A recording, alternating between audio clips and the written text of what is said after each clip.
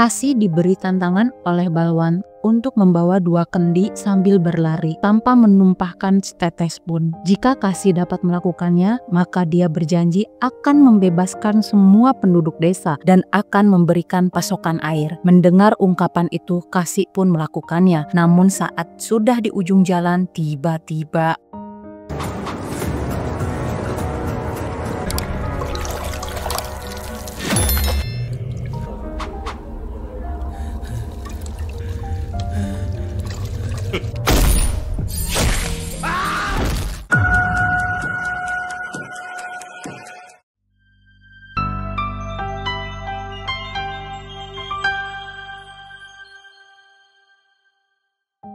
pada tahun 1992, ini adalah Govin, dan para penduduk ini adalah para petani di pemukiman yang kekurangan air di daerah Bajrangpur di divisi Chambal, karena ada para penguasa yang telah mengeksploitasi kesengsaraan penduduk desa, memaksa mereka bekerja di tambang marmer dengan imbalan pasokan air mingguan ke desa-desa mereka. Mereka adalah keluarga Thakur. Mereka terdiri dari 3 bersaudara. Yang tertua bernama Prithviraj Singh Thakur. Dia seorang yang selalu merendahkan wanita. Siapapun wanita yang dia lihat dan dapat membangkitkan gairahnya, maka dia akan memperkaosnya. Yang kedua bernama Yaswan Singh Thakur. Dia orang yang sangat sombong dan menganggap orang di hadapannya seperti binatang. Dan yang ketiga adalah Balwan Singh Thakur. Dia dikenal paling sadis di antara kakak-kakaknya. Suatu ketika di tambang marmer, ada seorang pria bernama Kasih yang membela ayahnya karena tak mendapatkan upah hari itu. Kasih tiba-tiba diberi tantangan oleh Balwan untuk membawa 2 kendi sambil berlari tanpa tumpah setetes pun. Jika Kasih dapat melakukannya, maka dia berjanji akan membebaskan semua penduduk desa dan akan memberikan pasokan air. Mendengar ungkapan itu, Kasih pun melakukannya. Namun saat sudah di ujung, tiba-tiba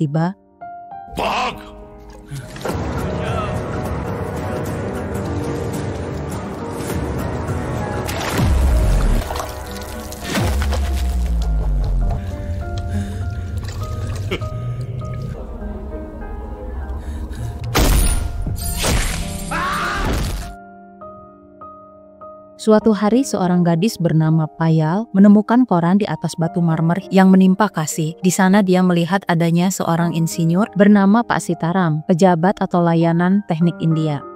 Govin dan perwakilan para penduduk pun berusaha mendatangi kantornya Pak Sitaram. Awalnya mereka tidak diizinkan bertemu, namun saat mobil Pak Sitaram datang memasuki gerbang, Payal menyelinap masuk. Payal yang tak pernah melihat air melimpah, dia kegirangan melihat air di halaman.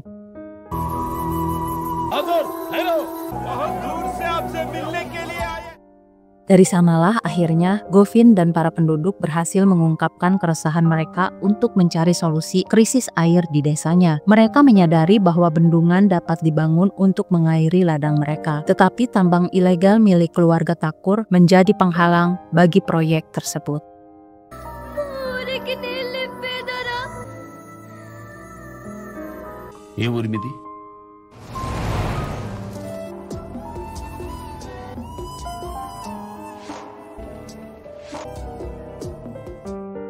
Pak Sitaram dan Kaveri istrinya mendatangi Nandini, kepala eksekutif administrasi distrik di India, untuk mengusulkan pembangunan bendungan dan menutup tambang. Namun Nandini ternyata adalah istri Balwan, dan Balwan mengetahui tentang usulan Sitaram. Karena itulah dia menawarkan suap kepada Sitaram. Namun seketika Sitaram menolak. Karena penolakan Sitaram, Balwan membantai seluruh desa, termasuk anak-anak, untuk memberikan Sitaram pelajaran karena menolak suapan darinya.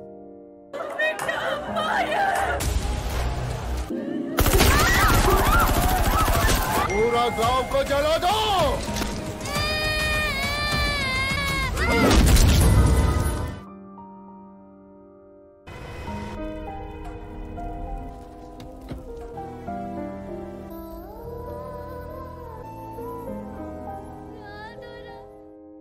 Sitaram yang marah melakukan pembalasan dengan menyerang kediaman keluarga Thakur dan mencari Balwan dan kakaknya yang tidak ada di sana. Dengan kejam, Sitaram mengeksekusi saudara laki-laki kedua Thakur dan memberitahu Nandini tentang kekejaman suaminya yang sudah membantai habis desa di Chambal. Sitaram berubah menjadi pemimpin yang dihormati oleh penduduk desa. Dia meninggalkan pekerjaannya dan penduduk desa pun memproklamasikannya sebagai Daaku Maharaj. Dan para pengikut setianya bernama Mansingh, Ganggaram, Jansi, dan kaki tangannya bernama Govind Gujar yang didukung oleh seluruh negeri dalam bentuk bantuan senjata. Maharaj dan antek-anteknya menghentikan operasi di tambang. Sementara Bablu dan anak buahnya mencari Kaveri yang sedang hamil pada suatu malam festival di sebuah kuil. Di sana Nandini menyembunyikan Kaveri agar tidak ketahuan. Di sana mereka bicara tentang perdagangan narkotika rahasia yang dilakukan oleh suaminya dan Menteri Udam Singh atas nama penambangan marmer. Dan sebenarnya Nandini sudah menganggap Sitaram sebagai kakaknya. Nandini juga mengungkapkan bahwa dialah yang memindahkan Sitaram dan Kaveri ke Chambal karena Nandini percaya bahwa mereka akan berguna bagi penduduk desa di sana yang menderita. Nandini jugalah yang menyimpan koran di atas batu yang menimpa Kasi. Dari informasi Nandini itulah Maharaj menculik Udam Singh dan memaksanya untuk mengakui tentang perdagangan gelap mereka. Maharaj menginformasikan pada Nandini tentang kejahatan suaminya dan Maharaj akan melaporkan ke pihak berwenang dengan bukti-bukti tersebut. Dan ternyata saat itu Balwan sudah mengetahui perbincangan Nandini dengan Kaveri, laporan dari anak buahnya. Karena itu Balwan mengancam Maharaj bahwa karena tindakan Nandini dia akan mengeksekusinya secara perlahan sambil memotong urat nadi Nandini. Sebelum Maharaj tiba, Balwan menyiksa Nandini dan tak segan melukai putri mereka bernama Vaishnavi.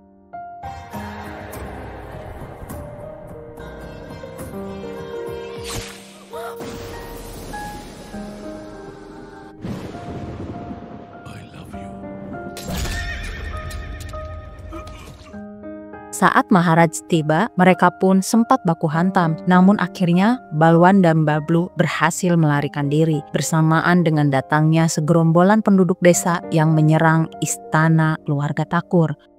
Dengan bukti dan laporan Nandini, Maharaj berhasil mengungkap perdagangan Balwan kepada pemerintah yang menyebabkan penutupan tambang dan usulan pembangunan bendungan di wilayah tersebut akhirnya disetujui bersamaan dengan kondisi Nandini yang semakin kritis. Nandini mengungkapkan, "Aku tidak sedih hanya karena sekarat, aku sedih karena anakku akan tumbuh tanpa ibu." Nandini juga meminta Maharaj untuk menyerahkan putrinya pada kedua orang tuanya. Kemudian Nandini pun menghembuskan nafas terakhirnya. Maharaj menyerahkan Vaishnavi pada Govind untuk diantarkan ke keluarga Krishnamurti. Sedangkan Maharaj menjalani hukuman di kantor polisi. Di tahun 1996, Krishnamurti adalah seorang dermawan kaya yang menjalani kehidupan yang damai bersama keluarga dan cucu kesayangannya Vaishnavi di Madanapale, distrik Chittor. Suatu hari Krishnamurti melaporkan adanya perdagangan satwa liar ilegal di perkebunan teh miliknya yang disewakan dan yang dikelola oleh Trimurtulu bersama Manohar Naidu. Manohar melarikan diri dari kurungan dan perkebunannya disita. Trimurtulu mengintimidasi Krishnamurti dan keluarganya untuk mundur, tetapi dia menolak untuk mengalah dan meminta perlindungan kepada polisi.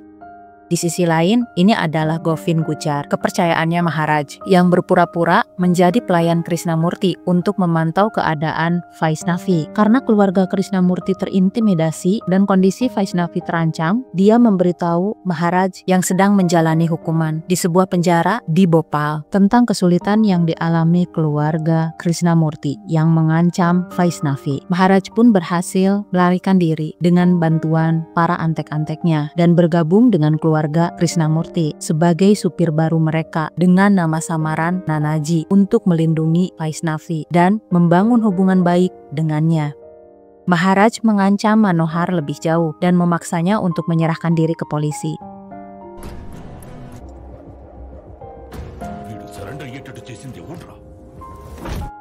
Inspektur Stephen Raj, dia melacak Maharaj dan mendatanginya dengan berpura-pura sebagai iparnya agar tidak menunjukkan jati diri Nanaji pada keluarga. Nanaji pun mengikutinya tanpa perlawanan. Sementara itu, Trimurtulu dan Manohar diketahui telah membudidayakan kokain berkualitas tinggi di perkebunan teh Krishnamurti untuk Bablu Singh Thakur dan pamannya Balwan. Bablu mengunjungi Krishnamurti dan memberitahunya tentang budidaya kokain, memintanya untuk menarik pengaduannya sehingga dia dapat mengekspor hasil panen dan menawarkannya kemitraan. Jelas, Krishnamurti pun menolaknya hingga membuat Bablu melancarkan serangan ke kediamannya malam itu, sekaligus mengirim anak buahnya ke perkebunan untuk memanen kokainnya. Meskipun Govind dan Antek-Antek Maharaj berusaha melindungi keluarga Krishnamurti, situasinya mulai tidak terkendali.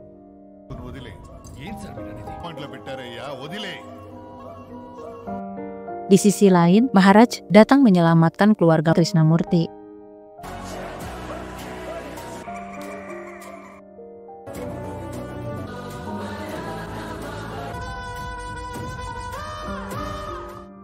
Di perkebunan, Maharaj melawan orang-orang Bablu lalu memenggal kepala Bablu. Namun dia terluka parah dan dirawat di rumah sakit.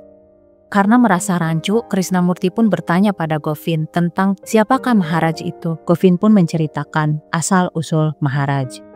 Mengetahui kisah putri kesayangannya, hati Krishnamurti pun hancur lebur, menyesal telah mengasingkan Nandini setelah dia menikahi Balwan tanpa pernah menyetujuinya. Balwan tiba di rumah sakit mencari Maharaj. Di sana dia tak segan menghabisi semua orang yang menghalangi jalannya. Di sisi lain, seluruh keluarga berusaha melindungi Maharaj yang tidak sadarkan diri. Sementara Stephen memerintahkan seluruh pasukannya untuk menutup semua akses masuk rumah sakit. Sedangkan pasukan Maharaj mencoba mencegah Balwan. Keluarga meminta pada dokter untuk menyadarkan Maharaj. Dokter menyarankan Maharaj untuk disuntik adrenalin. Saat pasukan Balwan berusaha menyerang keluarga Krishnamurti, tiba-tiba Trimurtulu melindunginya dan dia menyatakan bahwa sekarang dirinya di pihak Krishnamurti. Kemudian memerintahkan Krishnamurti untuk mengamankan seluruh keluarganya pergi. Di sisi lain, anak buah Balwan mengejar Vaishnavi yang tiba-tiba terpisah dari keluarga dan dia bertemu dengan ayah Balwan yang tak segan akan mengeksekusinya. Namun tiba-tiba